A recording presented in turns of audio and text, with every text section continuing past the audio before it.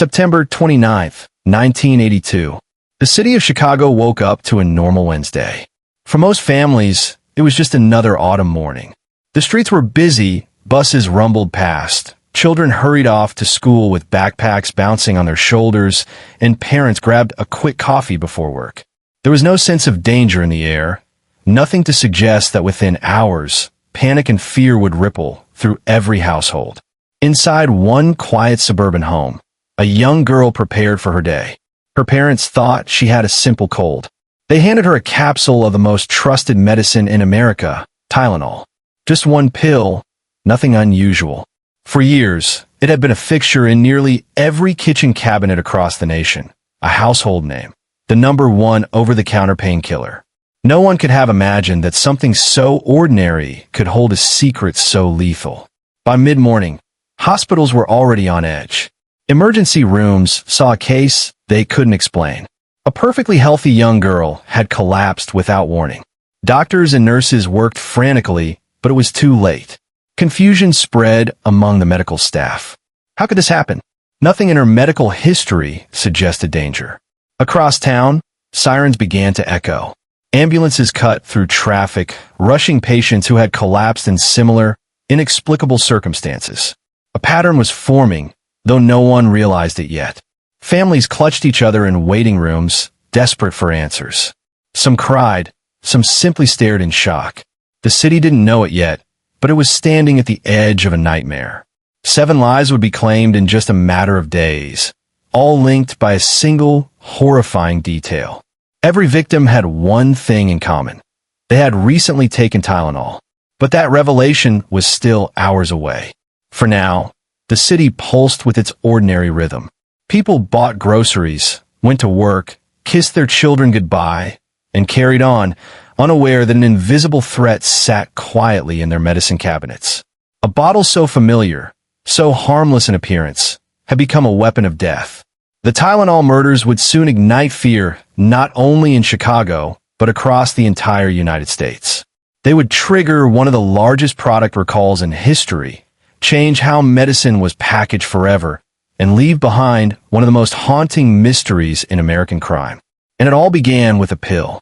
For decades, Tylenol was a name people trusted. In the early 1980s, it was the #1 over-the-counter pain reliever in America. Doctors recommended it. Parents gave it to their children. People relied on it for everything from headaches to fevers. It was safe, reliable, ordinary. The small white bottle sat quietly in medicine cabinets across millions of homes. Its label was simple, its branding familiar. Everyone recognized it. It wasn't just a product, it was part of everyday life. And that was what made the horror to come so unthinkable. Advertising at the time called Tylenol the pain reliever hospitals use most. Commercials showed happy families, smiling mothers, and reassuring doctors. The message was always the same. Trust. Trust the pill, trust the brand, trust what everyone else trusted. And America did. In suburban drugstores, bottles of Tylenol lined shelves like soldiers in uniform rows. Customers walked in, grabbed one without hesitation, and left. There was no reason to think twice. Medicine was supposed to heal, not harm. The irony is chilling. The very thing that made Tylenol so widely accepted, the ease, the familiarity, would also make it the perfect disguise for something sinister. A killer needed no elaborate weapon, no complicated scheme. They only needed what everyone already had at home. Imagine the mindset of an ordinary buyer in 1982. You've had a headache all day. You stop by the local pharmacy on your way home. You walk down the aisle, pick up the same bottle you've picked up countless times before, and toss it into your basket without a second thought. It's just Tylenol. Why question it? No one could see the danger hidden inside those capsules. No one could imagine that beneath the harmless-looking red and blue shells was enough cyanide to end a life instantly. It was the perfect crime concealed in plain sight. The killer didn't have to lure victims or chase them down. The victims would find the poison themselves. They would willingly take it, never suspecting that something trusted, something ordinary, could betray them so completely. That betrayal is what makes this case so haunting. It wasn't only about the deaths that followed.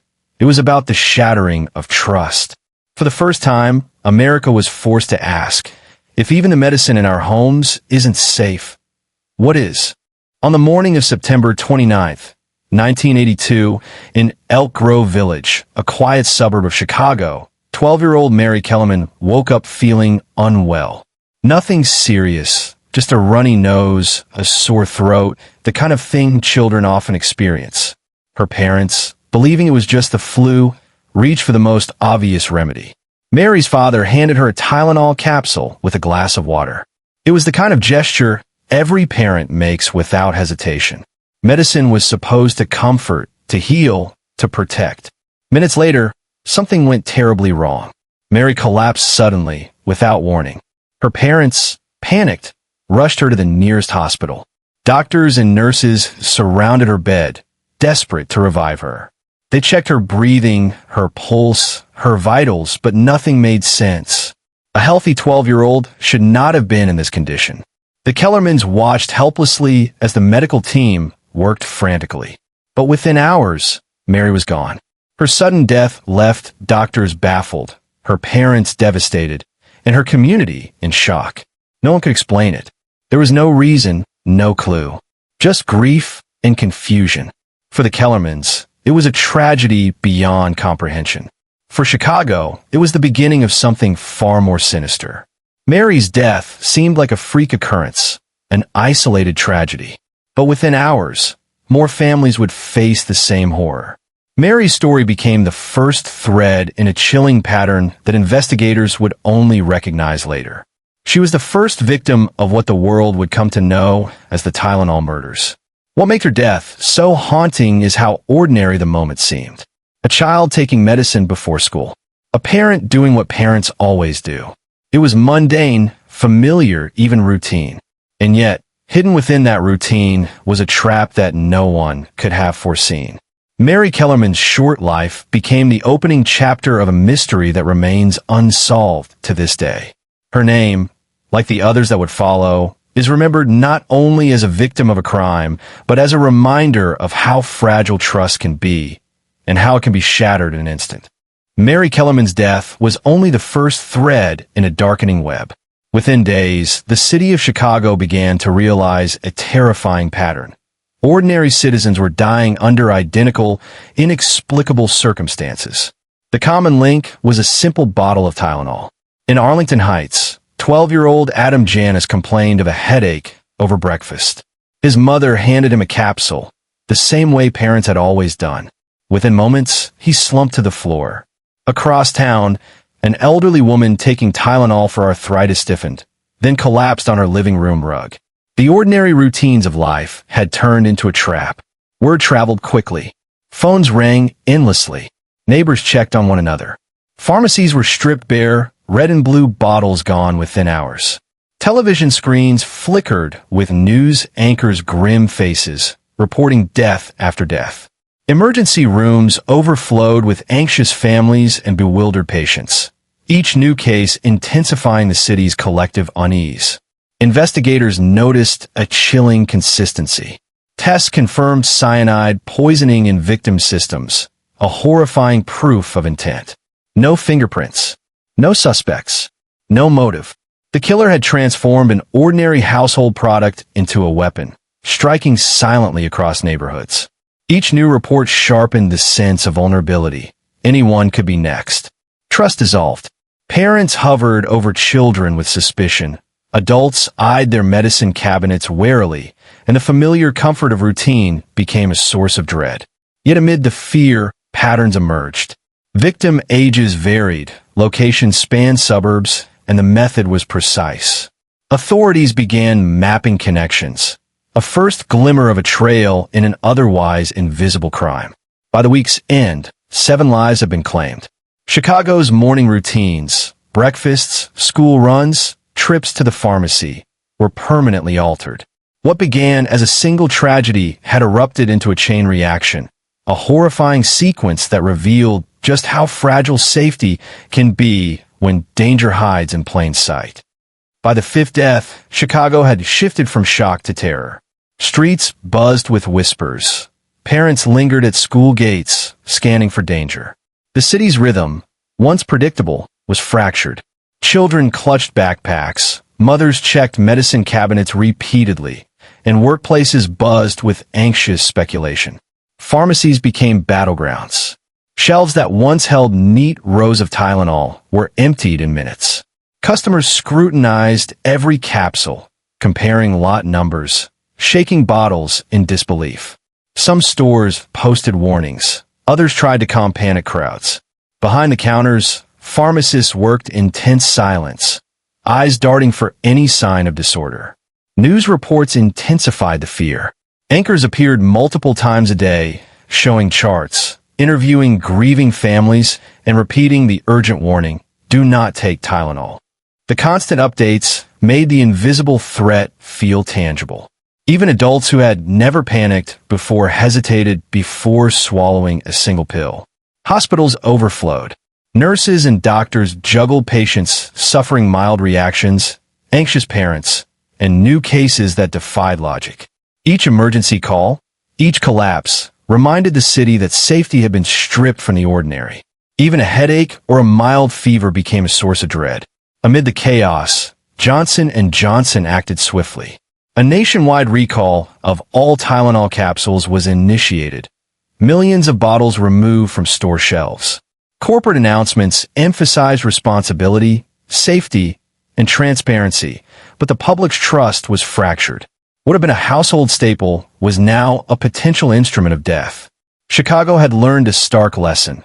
The threat could be anywhere, hidden in plain sight.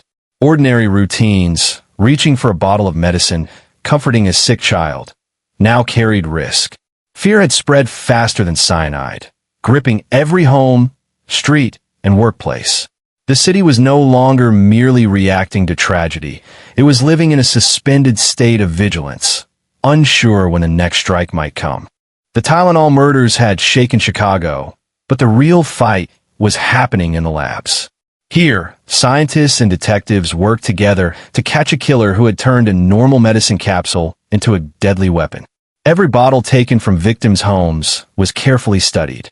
Scientists looked for tiny scratches, broken seals, or any clue that could show how cyanide was put inside. Each capsule was a puzzle, holding secrets that left no fingerprints behind. Machines in the lab made soft humming sounds as samples were tested. Chemicals and special devices revealed the invisible poison hiding inside the capsules. Even the tiniest trace was important. Scientists tried to figure out how the killer had done it, by poking holes, using liquid poison, or carefully sealing the capsules so no one would notice. Each test helped them understand the crime a little better. Detectives worked closely with the scientists. They traced the medicine from factories to stores and tried to find a pattern connecting the victims. Could the tampering have happened at the factory, in a warehouse, or at a pharmacy? Every clue gave them new ideas, and every mistake made them more careful. Even with all their effort, the killers stayed hidden. The capsules kept their deadly secret. Investigators had to think like the criminal, imagining how a trusted bottle of medicine could move from the store to a home and harm someone without leaving a trace. In the lab, the tension was high. Every capsule tested, every experiment done, was a race against time. The killer had turned something familiar into something deadly, but the team refused to give up. Each new clue, each small discovery, brought them closer to understanding the crime. The Tylenol murders were no longer just news stories. They were a challenge of science, teamwork, and careful thinking. The killer had weaponized trust, and it was up to detectives and scientists to fight back, one capsule at a time. As the Tylenol deaths continued, it became clear that something had to be done, not just by the police, but by the medicine industry itself. A trusted product had turned deadly, and the safety of every capsule needed to be guaranteed. Johnson & Johnson, the company behind Tylenol, acted fast. They recalled millions of bottles across the country. Shelves emptied as families discarded medicine, and stores scrambled to keep up with the recall. But the company didn't stop there. They worked with scientists and industry experts to figure out how to prevent anything like this from ever happening again.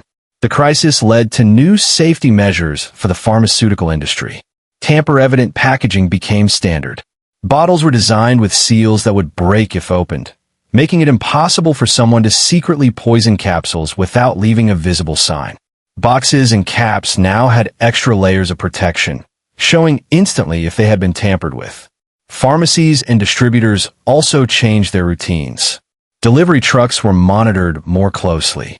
Inventory and batch numbers were tracked more carefully. Store owners learned to inspect shipments before placing them on shelves. The industry realized that safety wasn't just about the product. It was about the entire supply chain.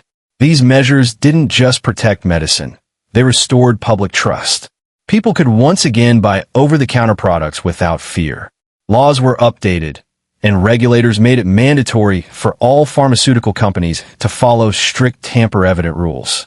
What started as a tragedy became a turning point, shaping how medicines are packaged and sold worldwide.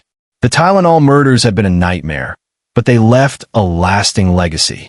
The industry learned that safety has to be built into every step, from manufacturing to the moment a bottle reaches a home. Every seal, every label, every precaution now mattered more than ever. Even today, when you pick up a bottle of medicine, the protections you see, sealed caps, warning labels, tamper-proof packaging, are part of a safety system born from this crisis. The Tylenol murders changed an entire industry and taught the world a chilling lesson. Trust can be betrayed, but it can also be rebuilt with vigilance, innovation, and care. The Tylenol murders baffled investigators. With no suspect and no clear motive, every detail mattered. Police and the FBI focused on tracking how the poison capsules reached the victims. Factories, warehouses, and stores were examined carefully for any irregularities. In the labs, forensic scientists studied each capsule closely. They checked for chemical traces, tiny scratches, and subtle differences in sealing. Every clue, no matter how small, could reveal the killer's path. Investigators interviewed employees, delivery drivers, and families to piece together timelines. Who handled the bottles? When were they stocked? Did anyone notice unusual behavior? Each answer helped map the events leading to the deaths. Scientists ran controlled experiments to see how the capsules could have been tampered with. These tests didn't just look for evidence. They aimed to understand the methods the killer might have used and prevent further attacks. Despite these efforts, the perpetrator remained invisible. No fingerprints, no witnesses, no clear trail. The case relied on careful observation, collaboration, and methodical work. Every small discovery built a better understanding, even if the final answer remained out of reach.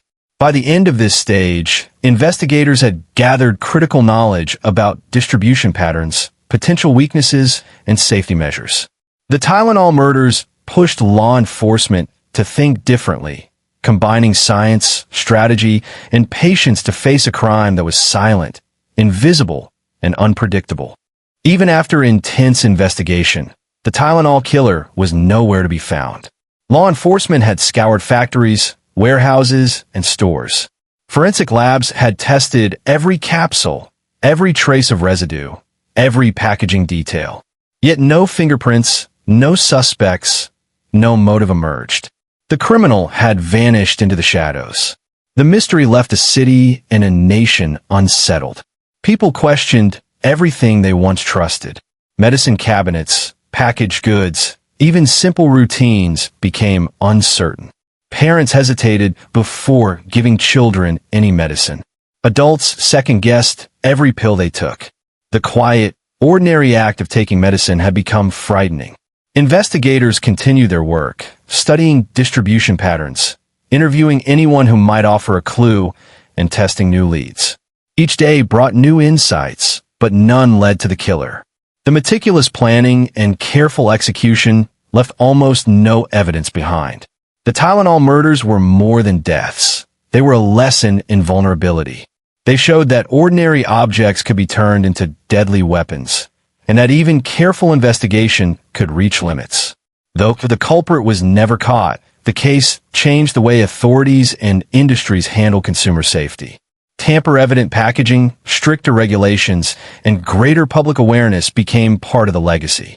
The killer may have remained unseen, but the lessons endured, shaping how society protects itself against hidden threats. The story remains haunting, a reminder that sometimes the most dangerous criminals are the ones we never see.